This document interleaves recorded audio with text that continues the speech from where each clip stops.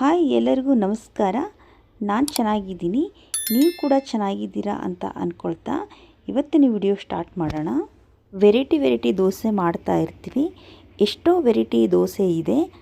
ಇದರಲ್ಲಿ ಒಂದು ಹಲಸಿನ ದೋಸೆ ತೋರಿಸ್ಕೊಡ್ತಾ ಇದ್ದೀನಿ. ತುಂಬ ರುಚಿಯಾಗಿ ತುಂಬ ಟೇಸ್ಟಿಯಾಗಿರುತ್ತೆ.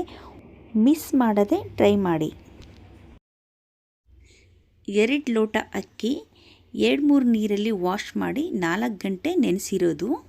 20 ಹಲಸಿನ ತೊಳೆ ಬೀಜ ತೆಗೆದಿರೋದು, ಹಣ್ಣಾಗಿರೋದು, ಸ್ವಲ್ಪ ಬೆಲ್ಲ. ಈಗ ಅಕ್ಕಿನೂ ಬೆಲ್ಲ ಹಲಸಿನ ತೊಳೆ ಸೇರಿಸ್ಕೊಂಡು ಚೆನ್ನಾಗಿ ನುಣ್ಣಗೆ ಮಿಕ್ಸಿ ಮಾಡ್ಕೋಬೇಕಾಗುತ್ತೆ. ನೋಡಿ, ತುಂಬ ಕಡಿಮೆ ಪದಾರ್ಥದಲ್ಲಿ ತುಂಬ ರುಚಿಯಾದ ದೋಸೆ ತುಂಬ ಚೆನ್ನಾಗಿರುತ್ತೆ. ರುಬ್ಬಿರೋ ಬ್ಯಾಟರ್ ಒಂದು ಪಾತ್ರೆಗೆ ಸೇರಿಸ್ಕೊಳ್ಳೋಣ.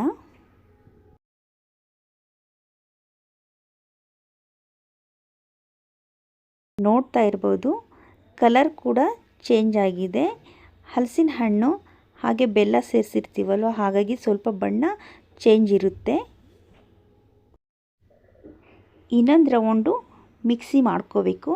ಹೀಗೆ ಇನ್ನೂ ಸ್ವಲ್ಪ ಮಿಕ್ಕಿರೋದು ಮಿಶ್ರಣ ಎಲ್ಲ ಸೇರಿಸಿ ಜಾರಿಗೆ ಹಾಕ್ಕೊಂಡು ಅದು ಕೂಡ ನುಣ್ಣಗೆ ಮಿಕ್ಸಿ ಮಾಡ್ಕೊಳ್ಳೋಣ. ಯಾವುದಾದ್ರೂ ಒಂದು ದೋಸೆ ಮಾಡಬೇಕಂದ್ರೆ ತುಂಬ ಟೈಮ್ ಬೇಕಾಗುತ್ತೆ. ಹಲಸಿನ ಹಣ್ಣಿನ ದೋಸೆಗೆ ಮಾತ್ರ ಟೈಮೇ ಬೇಕಾಗಿಲ್ಲ, ಸ್ವಲ್ಪ ಟೈಮಲ್ಲೇ ಮಾಡ್ಕೋಬೋದು.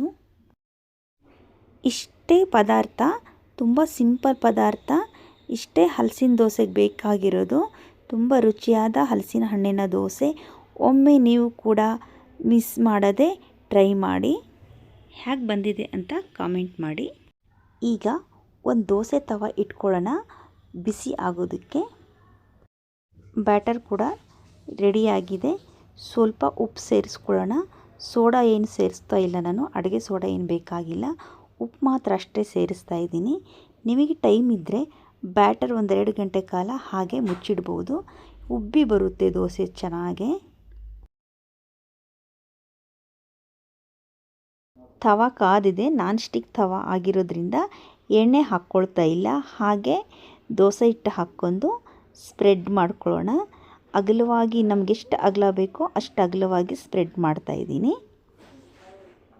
1 ಸ್ಪೂನ್ ತುಪ್ಪ ಹಾಕಿ ಮೇಲ್ಗಡೆ ಒಂದು ಪ್ಲೇಟ್ ಮುಚ್ಚಿ 2 ನಿಮಿಷ ಹಾಗೆ ಬಿಟ್ಟುಬಿಡೋಣ. ಎಣ್ಣೆ ಬೇಕಾದರೆ ನೀವು ಹಾಕ್ಕೊಳ್ಳಿ, ನಾನು ತುಪ್ಪನೇ ಸೇರಿಸ್ಕೊಳ್ತಾ ಇದ್ದೀನಿ. ಎಣ್ಣೆ ಕೂಡ ಹಾಕ್ಕೋಬೋದು, ಇಲ್ಲಾಂದರೆ ತುಪ್ಪ ಕೂಡ ಸೇರಿಸ್ಕೋಬೋದು. 2 ನಿಮಿಷ ಹಾಗೆ ಬೇಯೋದಕ್ಕೆ ಬಿಡ್ತಾ ಇದ್ದೀನಿ. ತಿರುಗಿಸಿ ಹಾಕ್ಕೊಳ್ಳೋಣ. ನೋಡ್ತಾ ಇರ್ಬೋದು, ತುಂಬ ಸಾಫ್ಟಾಗೆ ತುಂಬ ಮೆತ್ತಗಿದೆ, ತುಂಬ ಚೆನ್ನಾಗಿದೆ. ನೋಡಿ, ಅಂಟ್ಕೊಳ್ತಾ ಇಲ್ಲ, ಹಾಗೆ ನೀಟಾಗಿ ಬರ್ತಾ ಇದೆ. ನೋಡ್ತಾ ಇರ್ಬೋದು ನೀವು, ಉದ್ದಿನ ದೋಸೆ ಯಾವ ಥರ ಬರುತ್ತೆ ಅದೇ ಥರ ಬರುತ್ತೆ. ಎಲ್ಲೂ ಕೂಡ ತವಾಗೆ ಮೆತ್ಕೊಂಡಿಲ್ಲ. ನೋಡ್ತಾ ಇರ್ಬೋದು.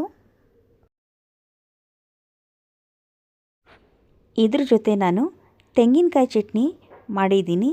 ನಿಮ್ಗೆ ಬೇಕಂದರೆ ಟೊಮೊಟೊ ಚಟ್ನಿ, ತೆಂಗಿನಕಾಯಿ ಚಟ್ನಿ, ಶೇಂಗಾ ಚಟ್ನಿ ಜೊತೆಗೂ ಸವಿಬೋದು. ಹಾಗೆ ನಾವು ಬೆಲ್ಲ ಹಾಕಿರೋದ್ರಿಂದ ಸ್ವಲ್ಪ ಸ್ವೀಟ್ ಕೂಡ ಇರುತ್ತೆ. ತುಪ್ಪದ ಜೊತೆನೂ ತುಂಬ ಚೆನ್ನಾಗಿರುತ್ತೆ. ಚಟ್ನಿ ಬೇಡ ಅಂತಂದರೆ ತುಪ್ಪದ ಜೊತೆನೂ ತಿನ್ಬೋದು, ಅಷ್ಟು ರುಚಿಯಾಗಿರುತ್ತೆ. ಲಂಚ್ ಬಾಕ್ಸಿಗೂ ನೀವು ಕಳಿಸ್ಬೋದು. ಮಕ್ಕಳಿಗಂತೂ ತುಂಬ ಇಷ್ಟ ಆಗುತ್ತೆ. ನೋಡ್ತಾ ಇರ್ಬೋದು, ಎಲ್ಲ ದೋಸೆನೂ ರೆಡಿ ಆಗಿದೆ. ಚಟ್ನಿ ಕೂಡ ರೆಡಿ ಮಾಡಿ ಇಟ್ಟಿದ್ದೀನಿ. ತುಂಬ ಈಸಿಯಾದಂಥ ರೆಸಿಪಿ ತೋರಿಸ್ಕೊಟ್ಟಿದ್ದೀನಿ. ಮತ್ತು ಹೊಸ ರೆಸಿಪಿನೂ ಅಪ್ಲೋಡ್ ಮಾಡ್ತಾ ಇರ್ತೀನಿ. ಒಮ್ಮೆ ಮನೆಯಲ್ಲಿ ಟ್ರೈ ಮಾಡಿ. ಯಾವ ಥರ ವಿಡಿಯೋ ಬಂದಿದೆ ಅಂತ ಹೇಳಿ ಕಾಮೆಂಟ್ ಮಾಡಿ. ಮತ್ತೆ ಮುಂದಿನ ರೆಸಿಪಿಯಲ್ಲಿ ಭೇಟಿಯಾಗೋಣ. ಎಲ್ಲರಿಗೂ ಥ್ಯಾಂಕ್ ಯು.